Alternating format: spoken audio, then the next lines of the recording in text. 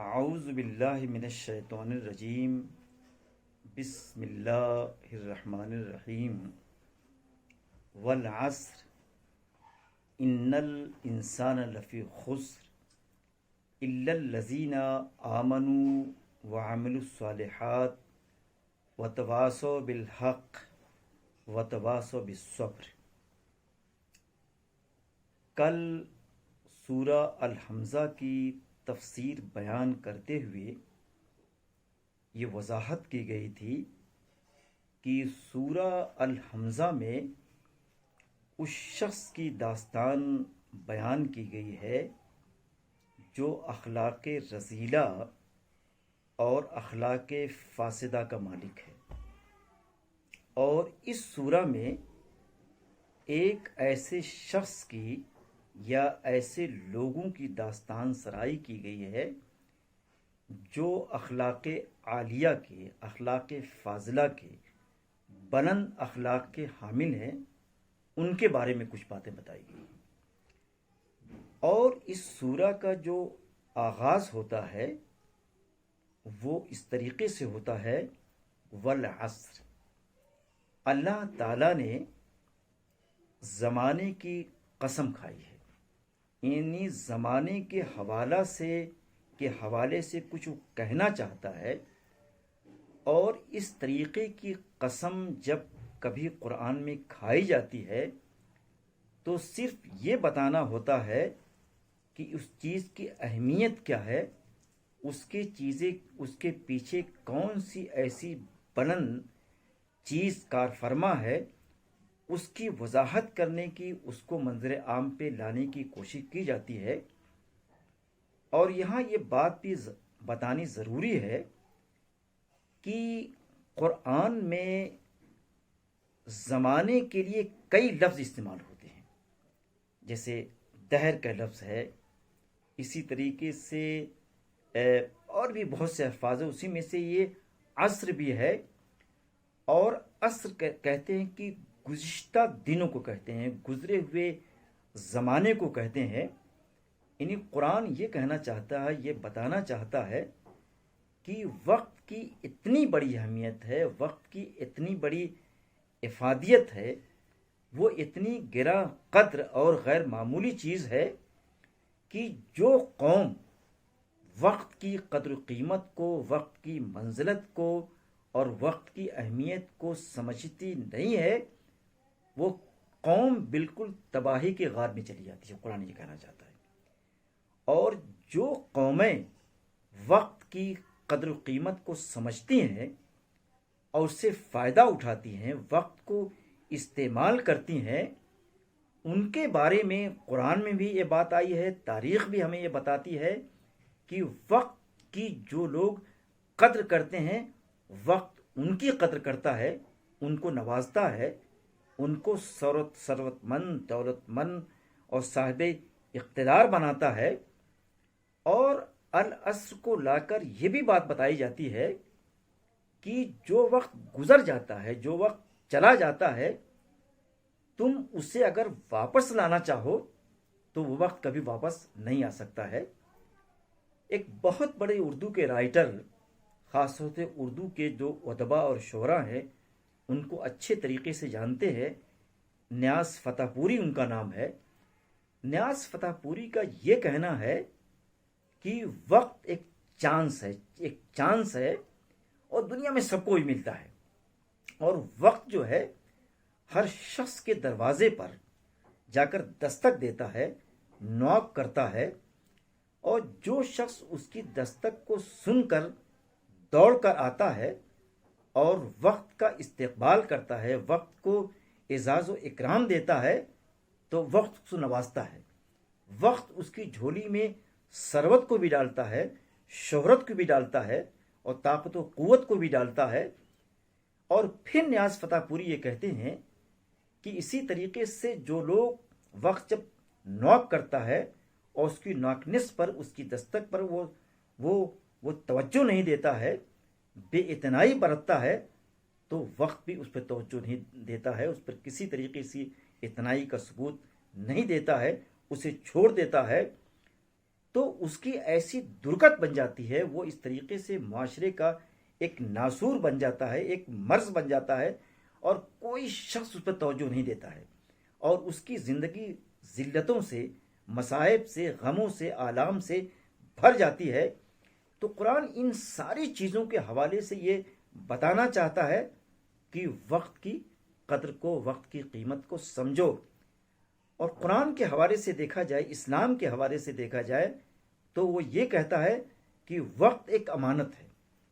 اگر اس امانت کو صحیح طریقے سے آپ استعمال نہیں کریں گے، اس میں خیانت کریں گے، وقت کا جو استعمال ہے اگر اس کو بھلے کاموں میں آپ نہیں لگائیں گے، تو دنیا آپ کی قدر نہیں کرے گی۔ دنیا آپ کو ایک طریقے سے ناکارہ، مردود اور ایک طریقے سے مطعون اور ملعون کر کے اٹھا کر پھینک دے گی۔ یہ ساری باتیں اس میں، اسی لیے قرآن کریم نے والعصر کہا ہے کہ میں زمانے کے حوالے سے یہ بتانا چاہتا ہوں، یہ شہادت دینا چاہتا ہوں، تمہارے سامنے وقت کی قدر و قیمت کو واضح کرنا چاہتا ہوں۔ پھر کہا گیا ہے کہ ان الانسان لفی خسر، کہ جو انسان وقت کی قدر و قیمت کو نہیں سمجھتا ہے وہ گھاٹے میں ہے، یعنی گھاٹا لازمی ہے۔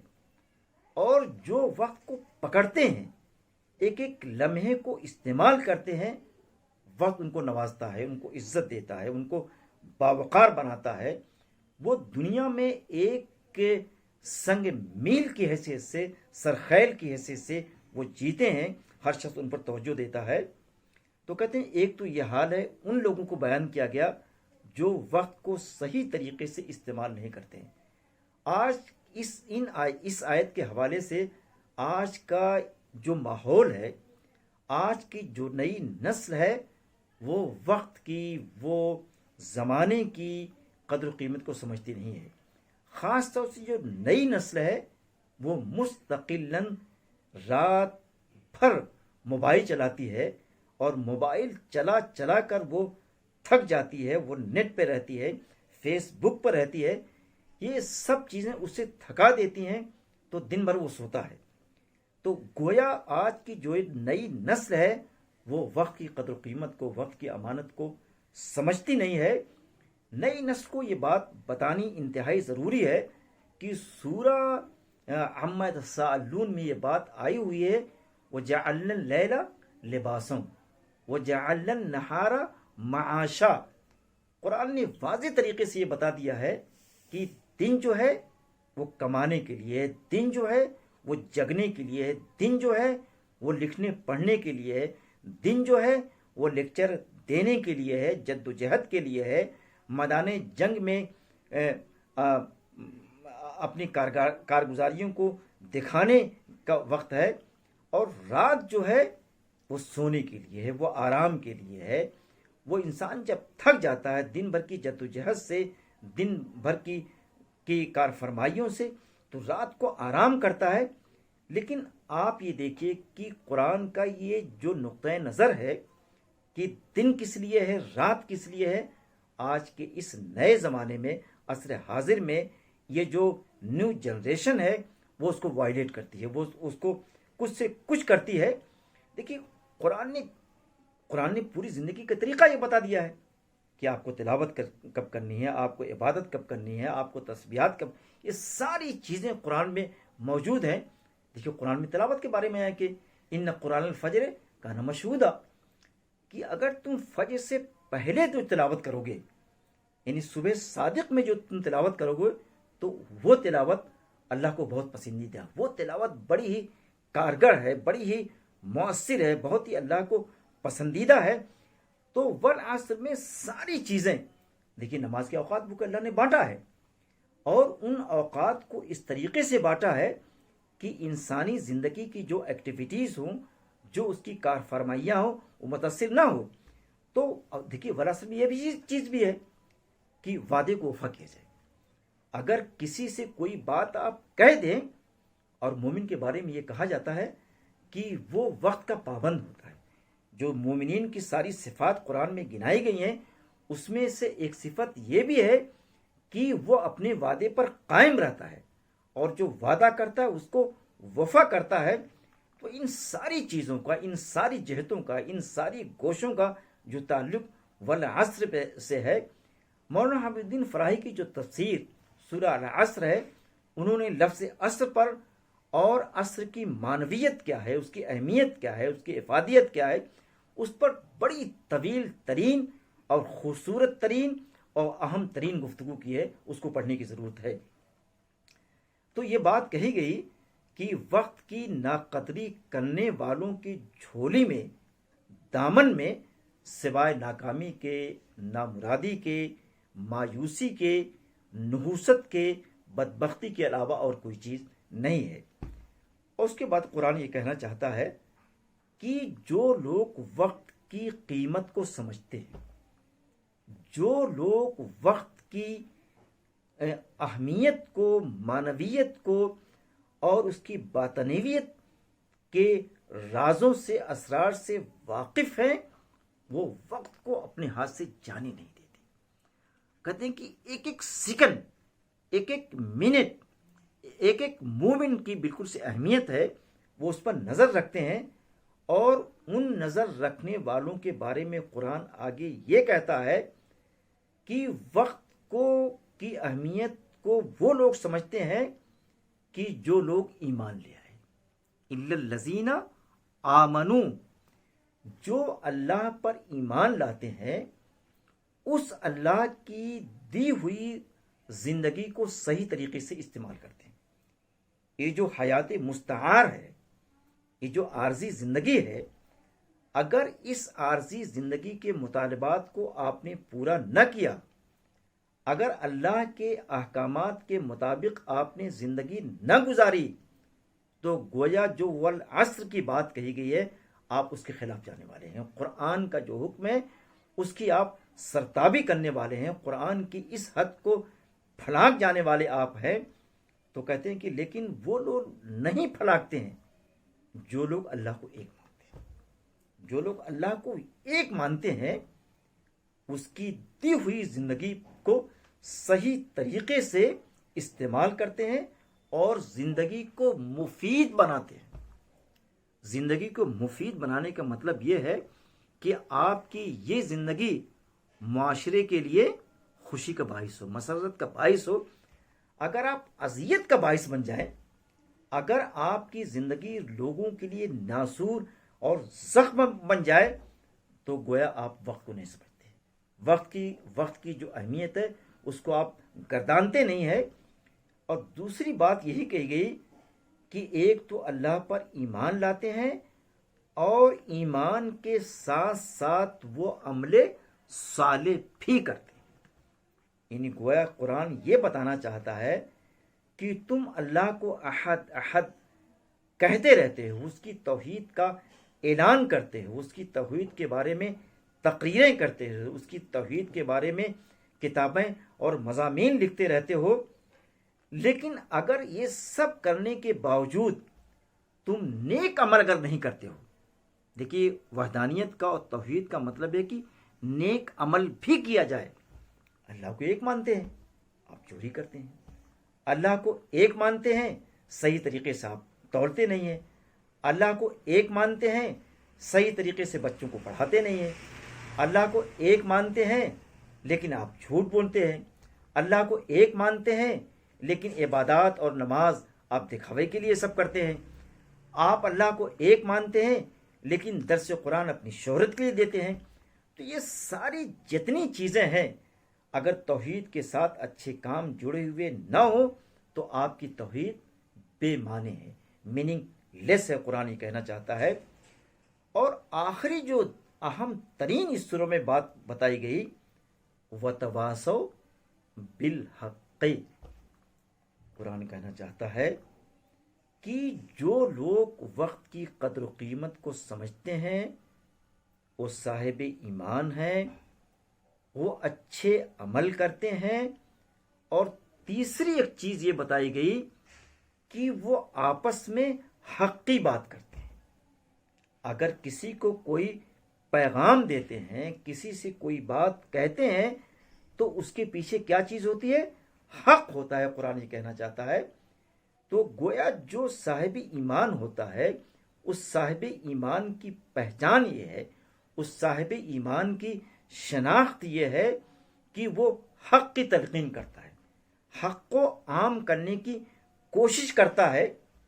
اگر ایک آدمی اللہ کو ایک بھی کہتا ہے، نمازیں بھی پڑھتا ہے، تسبیحات بھی گنتا ہے، لیکن اگر اس سے اس کے پڑوسی کے بارے میں، جو ظالم ہے، جو قاتل ہے، جو لوگوں کو ستاتا ہے، کبھی ایسا موقع آ جائے کہ اس سے پوچھا جائے، اس نیک شخص سے، اس مصلی سے، اس مسبح سے، کہ یہ بتاؤ کہ کیا یہ آدمی چوری کرتا ہے؟